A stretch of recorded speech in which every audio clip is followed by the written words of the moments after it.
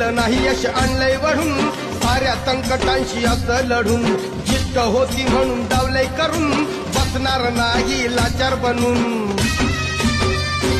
येत नव्हतं चाला या चढावरून आता तो चालणार गडावरून